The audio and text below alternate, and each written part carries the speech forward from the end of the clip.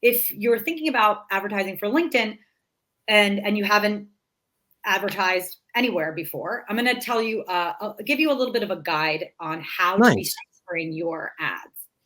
So when you're first starting with ads, one of the smartest things that you could do is really optimize your ads for leads. Okay. So lead ads would look like advertising any lead magnets or any kind of like free gifts or something that Mm, you can give to your prospective clients in exchange for their email address. Because, and when we're talking about ads, we always talk about ads as bottom, middle, and top of the funnel for the right. ad, right? And each stage of advertising has a different function. Hello and welcome to this week's episode of the Scalable Marketing Machine podcast. This is a bonus episode and it is a special episode that I'm sharing. It is my conversation with Coach Umar Hameed from his podcast, No Limits Selling. Tune in to hear all about the number one thing holding women back from stepping into their power as leaders. I break down all of my ideas, theories, and experiences I've had. How to reach more prospective clients on LinkedIn. We dig in a little bit to sales and sales psychology. And last, what storytelling has to do with neuro-linguistic programming, which is actually one of Coach Umar's specialties. So if you want to understand a little bit about the psychology holding you back and how you can break through, be sure to tune into this week's episode. Victoria, women are powerful, amazing, but sometimes they just don't believe it. Why do you think that happens? And what can we do about it to let women know you rock? You can do anything you want. Nothing holds you back. Well, I think that one of the biggest things holding women back is this unbelievably subconscious need to be liked Yes. and to put everyone else first. And I feel like that natural instinct that we have really holds us back in business. So many women that are in my community and women that I mentor really struggle with this idea of, how do I show up strong as a strong leader that is results oriented, right? But still be kind and still, show up in a way that feels very natural to me. I think, I personally have struggled so much with this, and I see a lot of women struggling in the same way. And the way that you can really move past this, in my opinion, is really because it doesn't come naturally, right? It may not come naturally to Mhm. many men as well. And whenever we're in this position where we want to improve, we have to start getting really curious, right? About why we are feeling the ways that we feel, and get coaches or get some help or read some great books to figure out some strategies, some leadership strategies that can really move you through it. Because the only way we're going to move through it is if we sort of approach it actively, proactively. Absolutely. In a minute, I'm going to share with you how I think we can fix that. Mm-hmm. The No Limit Selling Podcast, where mindset meets sales and leadership. Victoria, one of the things I really think is that there is an authentic version of you. There's an authentic version of me. And part of the journey of being a strong leader is very much understanding who we are. And once we have that foundation, that allows us to step into our power in a way that other people go, I get that. And when you build that trust up through that authenticity is where you can be that leader without having to, I hope they like me, I hope they don't judge me. All that disappears on both sides of the equation. And I think that's the answer. The answer to leadership externally is to master the internal. Thoughts? Yeah, absolutely. Well, I think that marketing is kind of a funny bird when it comes to this idea of authenticity, because for a lot of people, especially women, marketing ourselves and our businesses, selling ourselves or our businesses, may feel very like a little bit in contrast to what that authentic self wants, because Mm. maybe we're a little bit shy. Maybe we feel a little bit embarrassed to put ourselves out there or to really push our businesses. Maybe it doesn't feel natural. But to your point, I think the authenticity that we need to connect with is really what are our goals and our dreams, not focusing on the means to get there. I talk with women every day that are kind of feels very shy or unnatural to show up online, right? To show up on social media.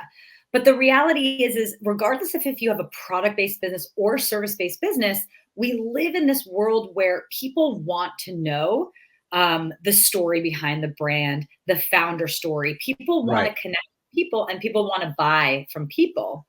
And so when we talk about stepping into our power, oftentimes it's not because we need to show up in this very kind of like gregarious, outgoing, intense, like we need to shed all of our shyness, right? It's Right. more about, we're going to be more focused on where we want to go, the destination. And it doesn't matter what the means to get there is because you're so tuned in to what your desires are, what your goals and dreams are, that you find that power to do whatever it takes, whether that means putting yourself out there or making sure you have sales messaging going out or investing in yourself, for example.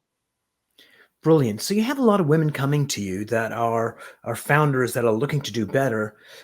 Tell us one of their stories. Who came in? You can change the name to protect the innocent, but just very much, what this woman was thinking and how you helped her gonna see a better vision and actually step into her power. So I'll give you an example of a company that I worked with, and I'm sure they would not mind if I shared. Elevate Leadership. So Elevate Mm. Leadership had two women at the helm, brilliant, brilliant women at the helm of that business. They still are at the helm of the business. And actually, their business model is leadership, like corporate leadership management training. Mm. And when they came out, one is, got educated at Oxford. The other one came from, car industry, SVP of sales. And when they started their business, I think one of the main things that we worked on together was really how can we kind of reposition, because both of them were not so much in this idea of like, let's put ourselves out there in front, right? Right. Let's not really, the product will speak for itself, all of that. But what we found as we started really leaning into the marketing growth strategy that I developed for them is that, business, even B2B business, can feel very personal. And so it is really important to kind of shift your perspective. And, for them, LinkedIn was really a spot where them being visible was going to make a huge difference. And it did. Because what we understand about marketing growth strategies is, when you're putting what I call your 24/7 marketing flywheel, which is, all of the pieces of the marketing puzzle fitting Right. together nicely, right? And everything that you do for marketing, it has really this layered effect. But when we get into this nurture phase, so it's called, right? The phase in which we're really developing the relationship with our clients, which, by the way, it doesn't matter if it's B2B or B2C. It doesn't matter if you're product or service. Every business must go through this phase of nurturing, right? Where we're adding value, we're Right. building the like factor, we're getting prospects ready to buy with us. And, the leaders of this company, Lucy and Lindsay, in the first stages really didn't, they knew instinctually, yes, we need to be on LinkedIn. But then the next question is, well, what are we sharing on LinkedIn, right? Mm. And regardless of the social media platform you're on, personal stories are incredibly effective. And if you follow Elevate Leadership, which everyone should, because they're incredible example of what I'm talking about here, they had discovered, the more vulnerable, the more real, the more authentic that they are, which again, coming not from this world of entrepreneurship, so to speak, right? But the more vulnerable, the more open they were and candid with their stories, their own personal journeys, you could see the effects, right? And when you look at all of the tactics for marketing that are working in concert, yes, Right. you can be sharing organic, content on social media that's going to connect with our audience. But when we layer that on with paid ads, for example, what we see is that the kind of the compound interest of that sort of organic, authentic showing up, right, for our audiences in complementing all of these other strategies that are also going, everything becomes stronger. So for them, we were able to build out this beautiful pipeline, and the LinkedIn ads that we were running, which was part of the strategy, the results were tremendously improved by this added action of sort of showing up more authentically, showing the more personal side of the business. So two things there. Number one, would have been about 8 years ago that there was a presenter doing a presentation and was talking about how to use pen and paper to tell your story to your prospect in a way that they would easily understand. And the guy showed an example of what he did for Motorola. And because he told it in a story, that I can recite that today, 8 years later. Because stories are memorable, especially if there's a memorable story. Whereas if he had shared a marketing strategy, I'd be fumbling around trying to tell you that. He put the strategy in a story, and I think that carries a lot of weight, and it also connects with people. So so telling your story in a way bonds you with other people, because that's what we long for. It's almost in our DNA, because the existence of human beings, the number one way by far was stories around the campfire, because we did not have the written word. And that's just what we love in movies and gossiping about movie stars. It's all about stories. So love that. Number two, LinkedIn as a platform, it doesn't matter how much you spend on ad campaign, is what results you get. So a lot of people shy away from LinkedIn because they think it's a lot more expensive than some of the other avenues out there. So share with our audience your thoughts about LinkedIn advertising and what's a good way to use it to get the ROI that you need. Okay. I'm going to answer that in 1 second, because I want to double click on what you had just said about stories, because I want to talk about stories on two levels, right? Stories are incredibly important for content, right? That's what's going to connect our audience and make those messaging more memorable. But another place that we need to develop a really good story is on the brand level as well. So not just in the day-to-day content that we share, but developing sort of your brand story. And when you're looking to develop your brand story, you want to, and this is a methodology that was developed by Donald Miller, which is the hero, the brand hero. Right. But and I love teaching this strategy, because when you build your brand around your customer, your prospect as the hero, and you actually truly build a story, you make up the story of your prospect as the hero of the story, and your product or your service as really the solution to their core problem. Yeah. Victoria, can you give us an example, a client story of what their brand was, and when you added that story as the customer as a hero, it'll really ground what you're teaching us in a way that people go, I get what she's talking about. Well, I would love to use you as an example. Oh, because excellent. I think you would know how to explain this more intimately than I could, and I think it'll hit home for your audience. So, I mean, you obviously are a coach, and there's a lot of interesting methodologies that you use, and there's a unique flavor that you bring to your coaching practice. So let's talk about, who you serve, right? And when you are thinking about the people that you serve and the people that you have served best, what are some of their, what is the state, right? Because when we're talking about the story is really the transformation, right? And this story of transformation is so captivating to human beings, right? It is kind of the basis of all of these great hero journeys. Joseph Campbell, the hero's journey. Right. But it's, from all of the greatest movies that we love for years to come, it's really is essentially the same, follows the same storyline of this hero's journey. But us as brands, as product or services, we are giving that story to our prospects, our clients, our customers. So And I'll so, tell you a story. So I'll tell yeah, you a hero's journey.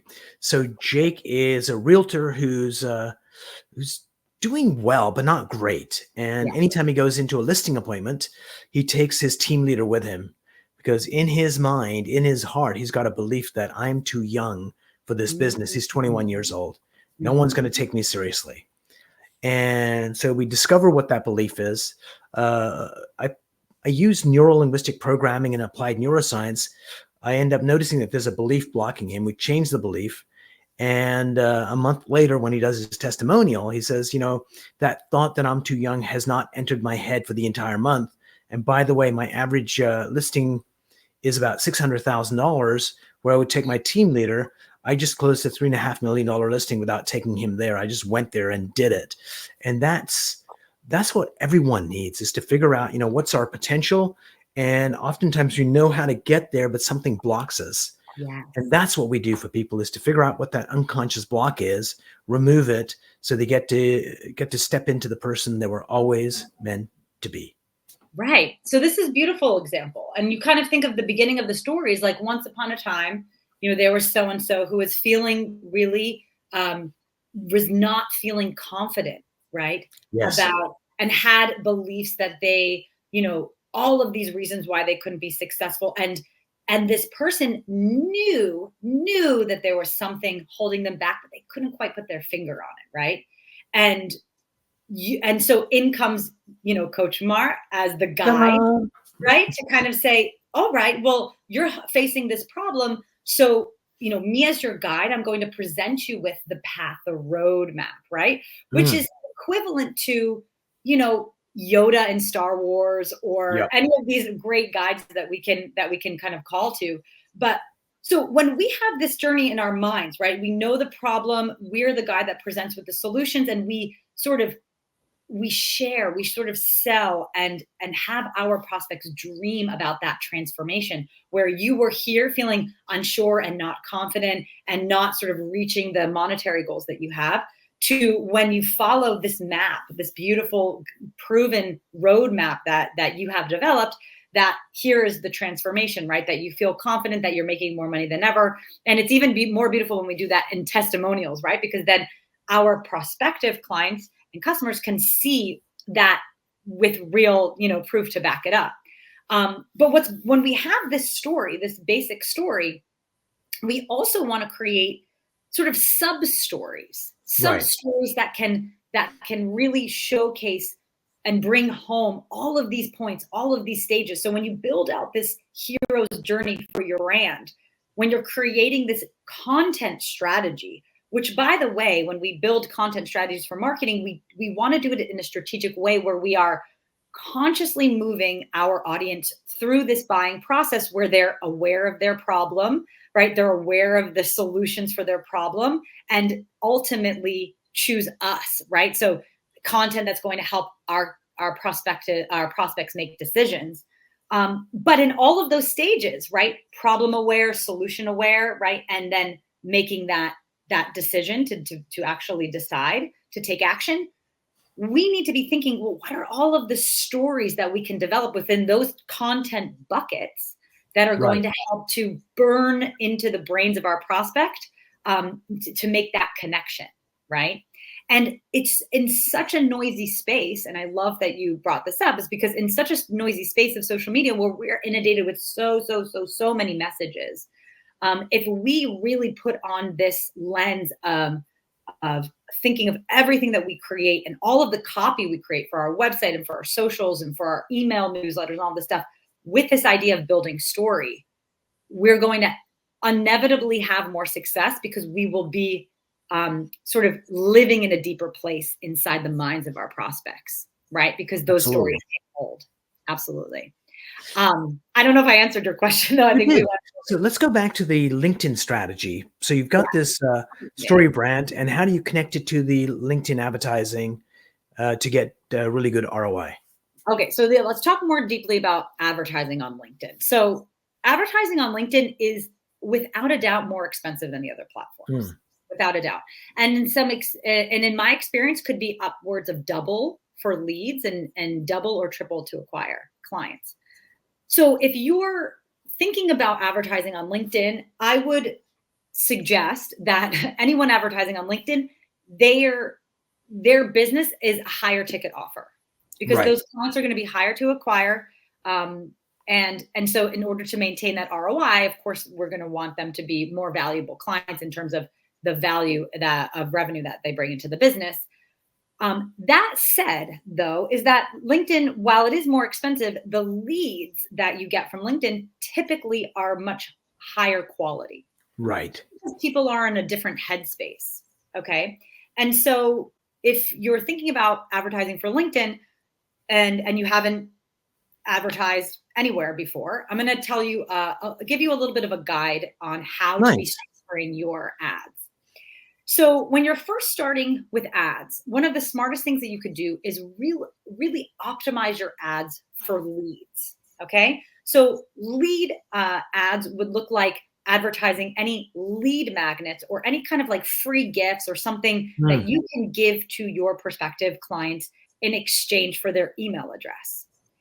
Because, and when we're talking about ads, we always talk about ads as bottom, middle, and top of the funnel for the Right. ad, right? And each stage of advertising has a different function. So obviously your top of the funnel ad, so at the very top, we're really looking for a brand new audience. We call that typically in marketing cold audiences. They don't really have a lot of context of who we are and what we do, and we're showing these ads to anyone that kind of fits the bill when it comes to our prospective client, right? And we're just trying to just brand awareness, tell people what we do. And when you're first starting out, that's not usually a very good strategy because it can be very expensive, right? And you're not really, you're in these types of ads, you're just kind of like showing people who you are and what you do. It's not a huge call to action there, right? Right.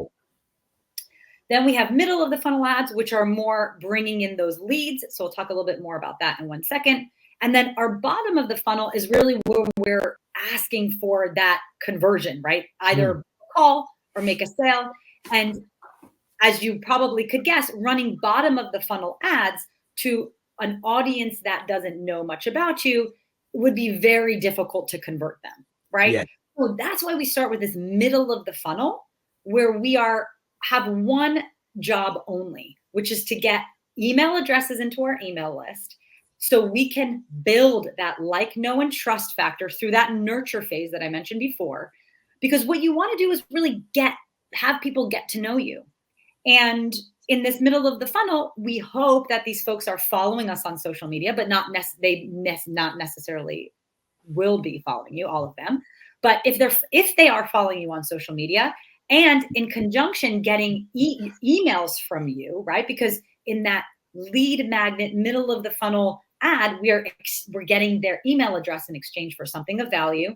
And the real joy for us as marketers and business owners with having that email address is it gives us a license to email these folks and really have them get to know you and you to get to know them, right?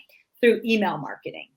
And so when we have this sort of omni-channel presence going, which we call it, which means that you have, emails going, and then you've got someone following you on social media, so they're seeing your organic social posts, and then they're also seeing your advertisements. Then we get to develop this sort of cosmic universe of your brand, all with the same job, which is having your prospective client or customer make the link and the connection between what their problem is that they have and the solution that you provide, right? And so if we go back to that bottom, middle, and top of the funnel, what we then can do once we've built up enough momentum with that middle of the funnel ad and we're getting those email addresses, well, then we can serve bottom of the funnel ads, those more kind of call to action, book a call, just get to the sales page. We can retarget all of the folks that have seen that lead magnet. So we know that they have good context about who we are, what we do, how we serve. And so by the time they see that bottom of the funnel ad, they're way more likely to take action. So that is how I advise structuring those ads, but always start with that middle of the funnel and making sure that our lead magnet converts, that it really adds value, that it really connects with the right people that we want to connect with. Brilliant. So how do you balance this ad strategy and in-mail messages? Can they work together? Can you use one as effectively? Thoughts on that, Victoria? Okay. So the way that you're going to structure the email marketing is very specific when you're running ads and when you're really trying to reach people, new prospects on social media. So when your objective is to get more leads, right? Meaning more email addresses, you're going to want to put through advertisement or even through organic. Well, you should absolutely through organic social post as well. So connection from your profile or on organic content that you share always leads as well to these lead magnets, right? You want to always be offering something in exchange for that email address. And once that person enters their email address into a landing page to get that thing, whatever it is. And by the way, if you have a product-based business, this could simply be a discount or free shipping. But for the first moment that person gets into your email list, you're going to want to send them on a very specific journey. You're going to want to first deliver whatever it is that you promised, which is the discount code or the free resource that you shared. And you're going to want, that's going to be pretty transactional, right? You don't want too much fluff on that. People just want to get the thing that they want. But after that thing is delivered that you promised, you're going to want to send them into what we call in marketing an Ascension campaign, meaning we're going to want to take the next 3, 5, 10, 12 emails, and we're going to create a funnel that's going to introduce the brand new person that gone into your email address, into your email list. We're going to want to introduce them over a series of emails of who you are, what your company is, what you do, how you serve, right?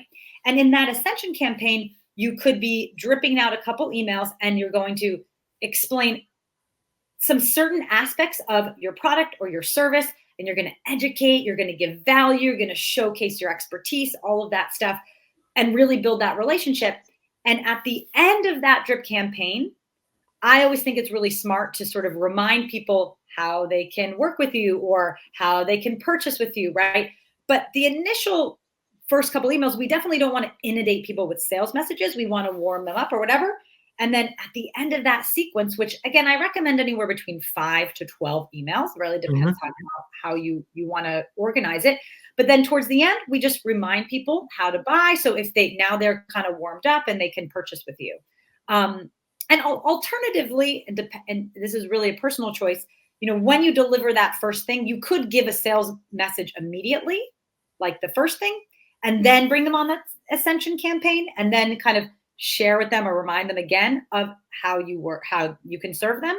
So there's kind of two ways to approach it, because sometimes, depending on what your lead magnet is, it could be the ripe moment to upsell someone into your product or service because they're in that moment where they want the solution.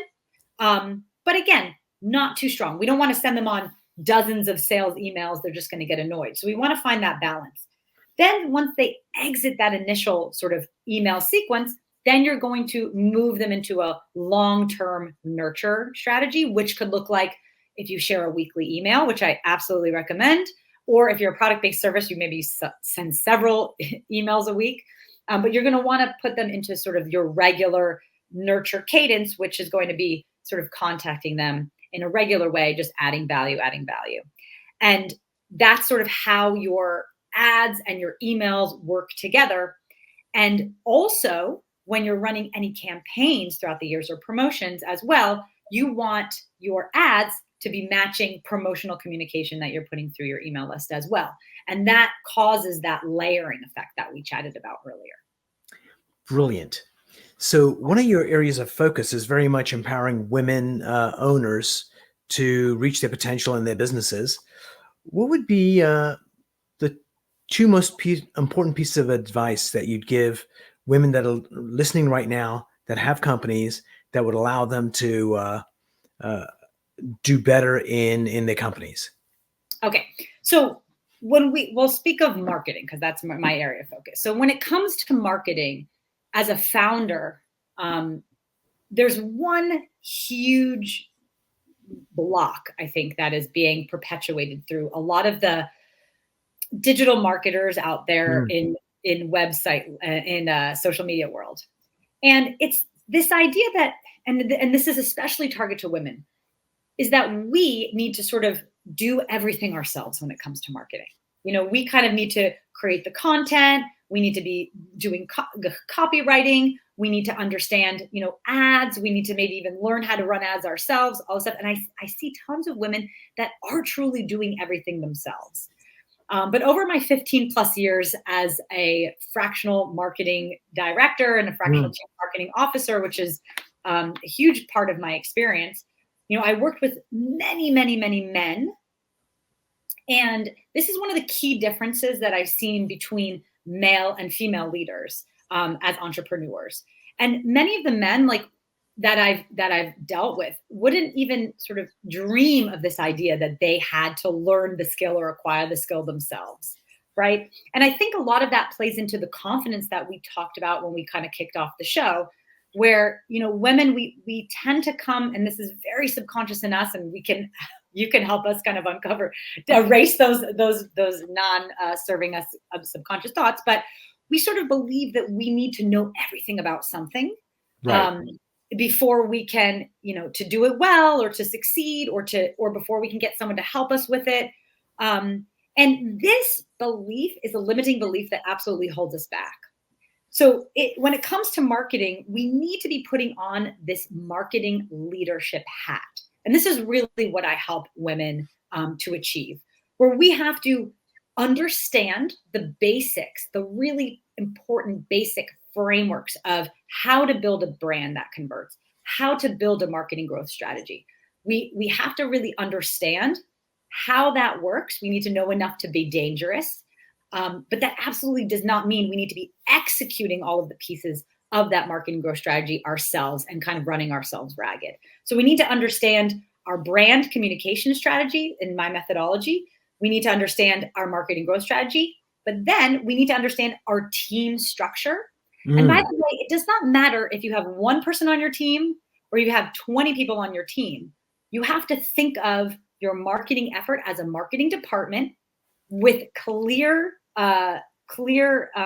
tasks for each person to do, clear key performance indicators or KPIs for them to be held accountable to. Even if it's just yourself as a solopreneur, you need to lead yourself in this way. It's just so important to be putting that hat on. To organize kind of the execution. So it's the brand, the marketing growth strategy, the team strategy, right? How do we build the team? And then last, we need to really step into the role of leader for our marketing, for our business. And that really looks like, I need to understand what success looks like. Right. And then a lot of times that means doing some research on, what are the benchmarks for conversion rates to landing page? What are some benchmarks for social media follower growth for people in my industry that I can kind of benchmark myself to? So you understand how to set realistic goals, and you can diagnose from the data what's working and what's not working. And then you can kind of lean into getting better advice or help or a consultant or finding a coach or whatever in that specific thing to help improve and your team to improve the metrics in that particular part of your marketing strategy. So thinking a little bit higher level. Brilliant. Victoria, thank you so much for being on the show. Learned a lot. And if you are looking for someone to help you grow your business, Victoria is your person. Oh, thank you so much. I'm so happy to be here. This was a great conversation.